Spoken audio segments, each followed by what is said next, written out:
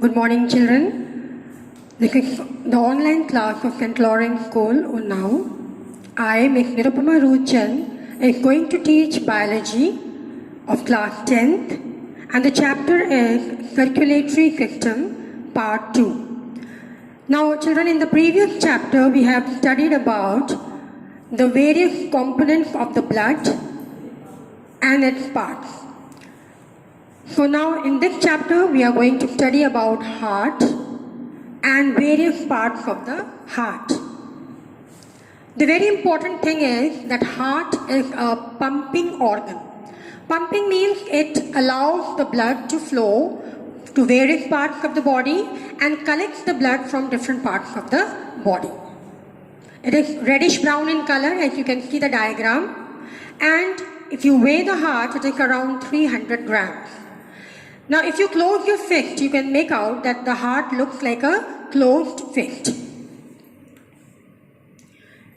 Coming to the location of the heart, as you can see in the diagram, the heart is located between the two lungs. As you can see in the diagram, between the two lungs, the heart is located.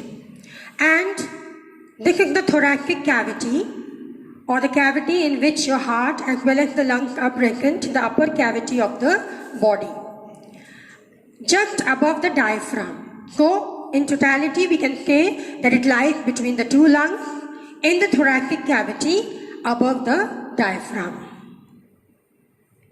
Then if you see this diagram, you will find that the heart needs protection. It is a very delicate organ which works throughout the life. So, it needs to be protected within a protective rib cage that is a part of the skeletal system. If you see the heart, you will find, as you can see in the second diagram there, that the upper region of the heart is broad and it is called as the base of the heart. Whereas the lower region of the heart, it is pointed and it is called as the apex of the heart. So we have broader area that is called base and the pointed end that is called as the apex. Now, if you overall see the direction of the heart, it is tilted. It is not straight, it is tilted towards the left. So, moreover, the heart is found moreover on the left side of the thorax region. And therefore, we say that the heart is located on the left region.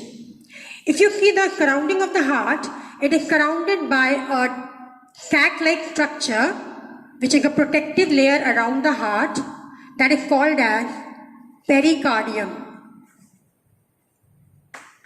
Now this pericardium is a protective membrane around the heart, which is again made up of two layers. The outer layer is called as the parietal layer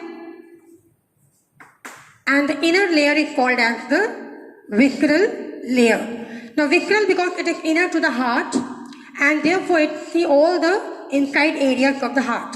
So we have two regions, parietal and the visceral region of the heart. In between these two layers is present a fluid. A fluid is present that is called as pericardial fluid. Now the main function of this fluid is to protect the heart from any mechanical shock or injury. Also it keeps the heart moist so that all the metabolic activities can function in the heart. So now we can see here from the inside of the heart, if you see the diagram, we find that it is a hollow structure, as you can see here also. It is a hollow area of the structure, and then we find it is having many blood vessels which are attached to it to take or to give out the blood. And continuously it breathes at a regular interval of time, and therefore it is called as rhythmic beating. Now the heart as a whole consists of 4 chambers.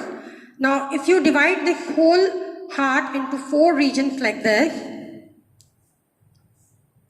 so these are the 4 chambers of the heart, and the upper 2 chambers are called as the auricles. So 2 auricles we have, which are also known as atria, and similarly we have ventricles, 2 ventricles on the lower side of the heart. So upper 2 auricles and lower 2 ventricles, Thereby, in totality, there are 4 chambers of the heart. Now, this region of the heart, as you can see, is the left chamber. So we call it as left auricle. This side as the right auricle. This is the left ventricle, and similarly, this is the right ventricle. Now we come to the blood vessels. I told you in the previous class that the blood vessels are simple like tunnel, and they carry or they supply the blood to various parts of the body to supply various nutrients, enzymes, gases, hormones, etc. So that is all connected to the heart. Now, what are the blood vessels that enters the heart? There are some vessels which enter the heart and some which leaves out the heart. So let us see, there are 3 vessels which actually enters the heart. In the diagram, as you can see here, the vessel that enters the heart from the top here and one from below. So there is only a hole or a cavity shown here because they are entering from the back side of the heart. So this is the superior vena cava, as it is given here. This is the inferior vena cava. And one more we have that is entering into the left auricle. So in the left auricle we have the pulmonary vein. These are the pulmonary veins which are entering into the left auricle. And superior vena cava and inferior vena cava, they are the main veins of the body, and therefore they enter into the right auricle. Now, the main thing is that the right side of the heart, which is supplied by these 2 blood vessels, superior and inferior vena cava, we find that they carry the deoxygenated blood from various parts of the body. The superior vena cava, as it is coming from above, so brings the blood from head, chest and the arms region, whereas the inferior vena cava brings the blood from lower parts of the body, that is right from the legs to the upper part. So it has to go in the direction opposite to the gravitational pull. And thereby we find that these 2 inferior and superior vena cava, they help to bring the blood which is deoxygenated, means it is free from oxygen, carrying more of carbon dioxide into the right chamber of the heart. Similarly, we have the inferior vena cava, then we have pulmonary vein. Now, pulmonary vein is located on the left auricle. It brings oxygenated blood from the lungs. So here we can just make a short view of this diagram. That is, here we have the pulmonary vein which brings the blood from lungs, and here we have the superior vena cava which brings the blood from upper regions of the body, and we have the inferior which brings the blood from lower regions of the body. Then we have the blood vessels leaving the heart. Now we have 2 main blood vessels. We have the aorta. The aorta comes out from the left ventricle, as you can see in the diagram. So from the left ventricle, this is the left ventricle, there is a big red color vessel that is coming out, that is a trunk-like, that is called as the aorta. And this supplies blood to various parts of the body. Because it has to supply blood to various parts of the body, thereby it is called as the aorta. Coming to the other one, we have the pulmonary artery. Now you can see the pulmonary artery arising from the right ventricle. So from the right ventricle, this is the opening, and it goes out like this on either side and supplies the blood to the lungs. Why? Because the deoxygenated blood which comes from the vena cava enters into the ventricle, and then from here it has to be supplied to the lungs for again its purification or for oxygenation. So here we have the complete structure showing the blood vessels entering and leaving the heart. Now we have the valves. Now valves are like you have a door at your home or a gate by which when you close nobody can enter. Same way we have guard, or there are specialized structures present in the blood vessels which allows the blood to flow in one direction only, as well as they do not allow the blood to go back. That means they prevent the backflow of the blood. So here are the 4 valves which are the main valves. The first is the eustachian valve. It is present at the opening. Now here you remember, I told you that you have inferior vena cava opening in the right auricle. Now because it is bringing the blood from lower parts of the body, so it can go back due to the gravitational pull, which is prevented by the presence of this eustachius valve.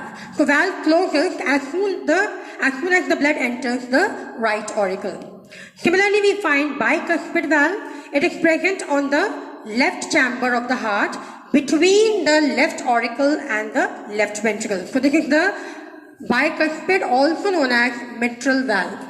Now valve is okay, but they are two flap-like structure. Flap means suppose we put our hands like this and one is like this, the other hand is like this. So they overlap each other, and the moment when the blood flows down, they open like this, and then when the blood enters into the ventricle, immediately they go back and close it. So they act like shutter and does not allow the blood to go back into the left auricle.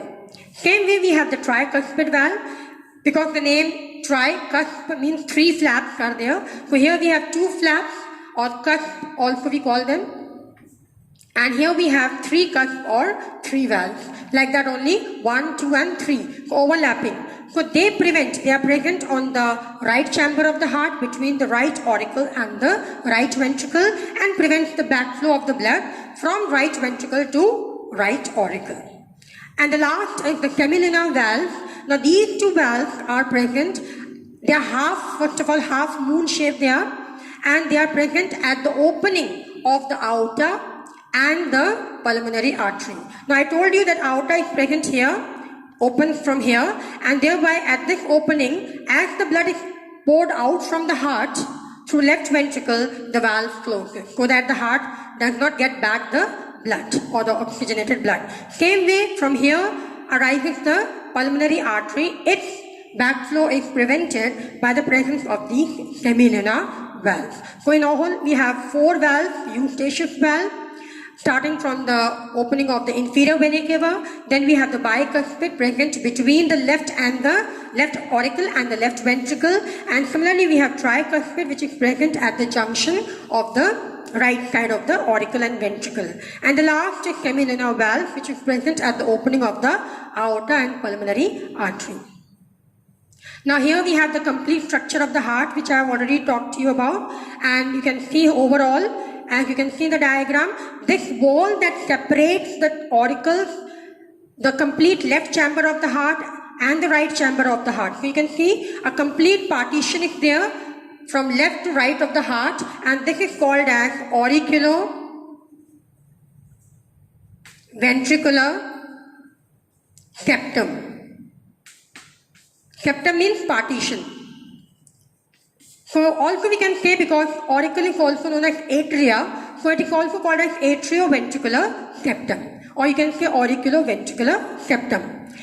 Then we have a partition that is being given between left auricle and left ventricle, that is a flap, that is mitral valve, and similarly the partition between right auricle and right ventricle is the tricuspid valve. So all is given in the diagram, as you can see here. So 4 chambers: the left auricle, the right auricle, left ventricle, right ventricle.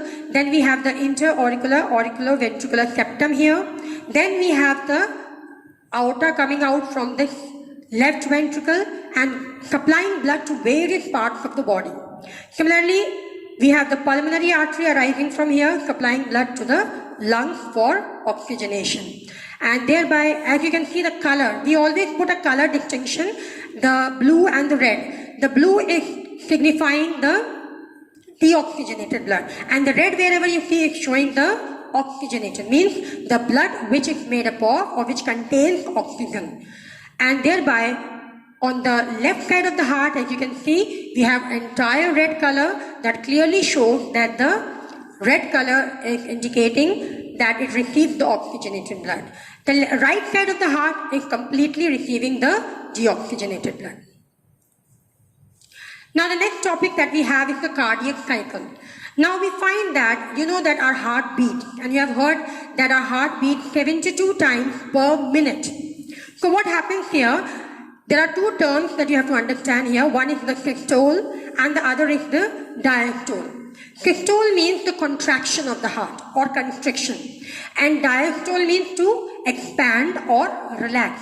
So sometimes we are very much in stress and in other things, so that in the heart also is seen, and that is the contraction phase of the heart, and diastole is the relaxation phase of the heart.